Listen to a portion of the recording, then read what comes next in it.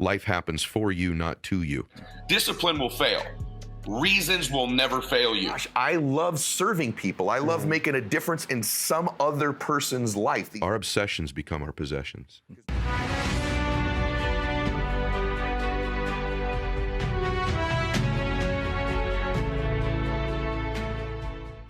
My dad was an alcoholic. Yep.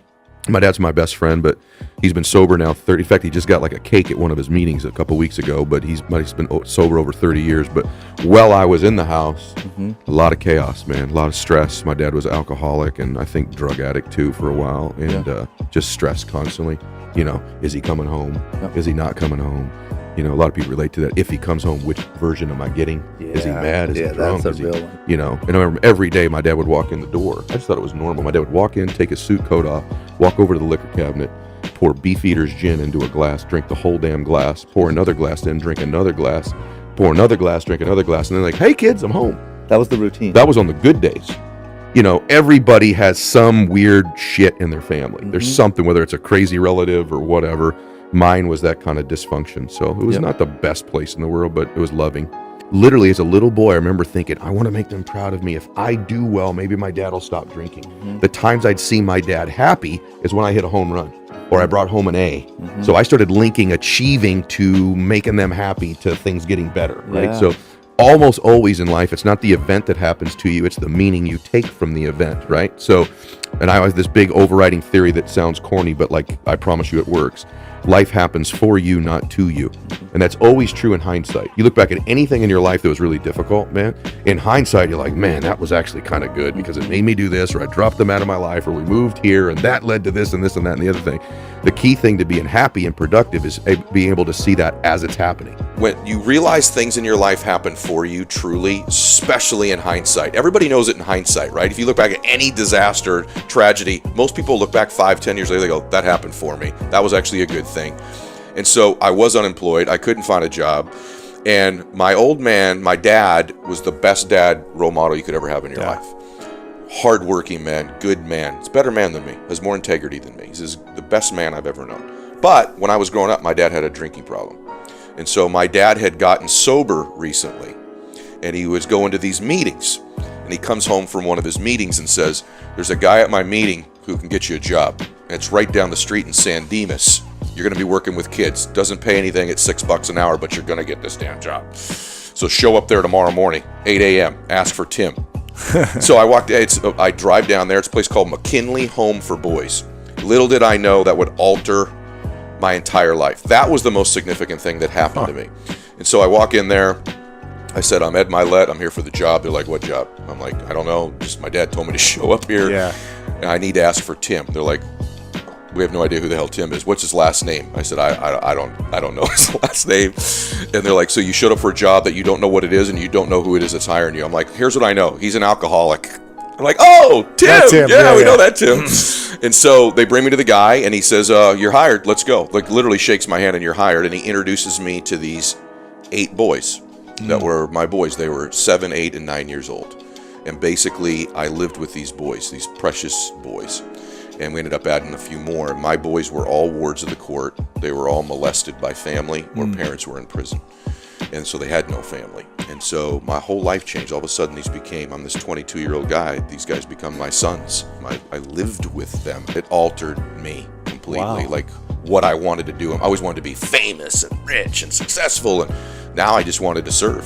Yeah. I wanted to help. Little did I find out I could get rich and famous and all that other stuff I thought I wanted through serving people, right? And so just altered me, man. We really do acquire what we're most obsessed with. So if you're obsessed with your worries and your stresses and your problems, you will find a freaking way to obsess on them and you'll eventually possess them. Same with the things you want. People think that's corny, but I'll give you an example. An addict.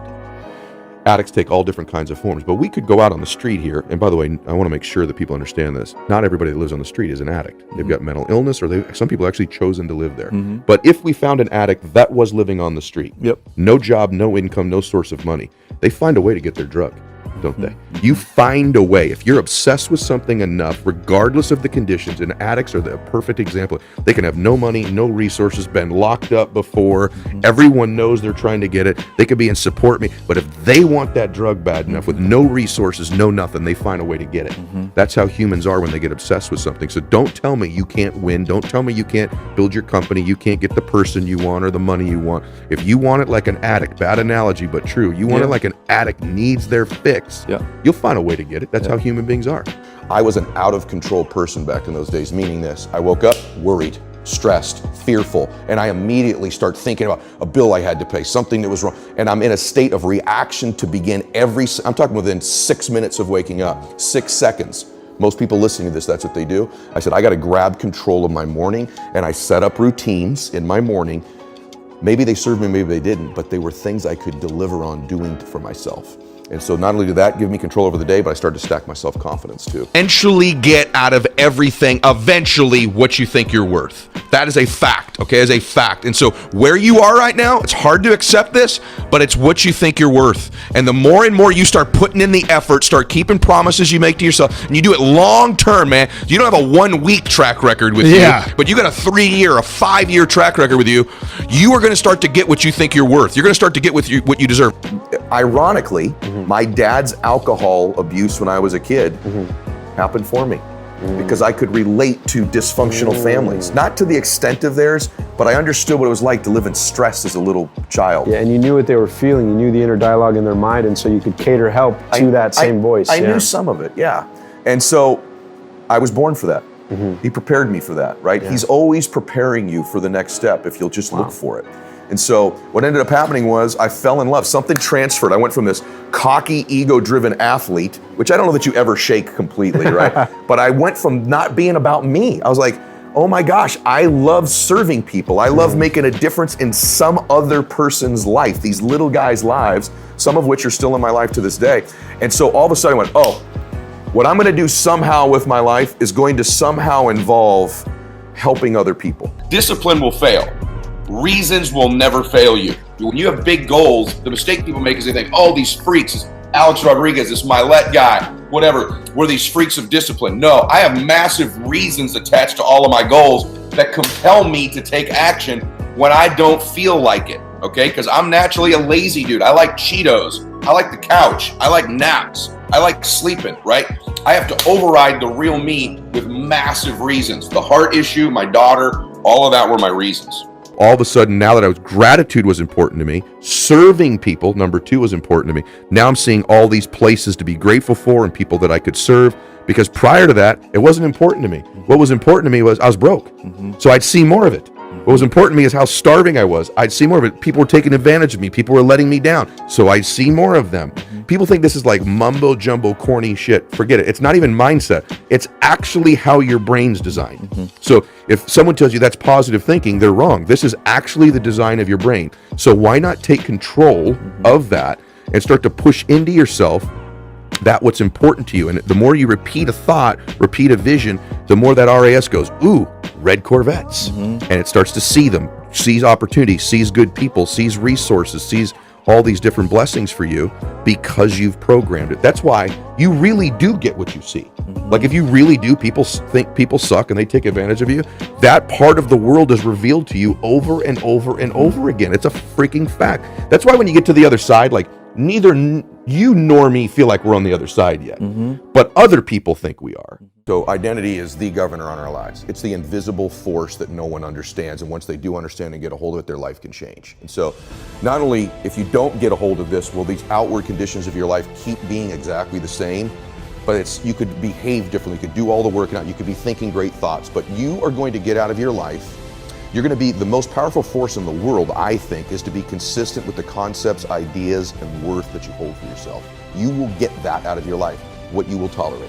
Okay. The deeper part of that is identity. And so identity is very much like a thermostat sitting on a wall, right? This is important.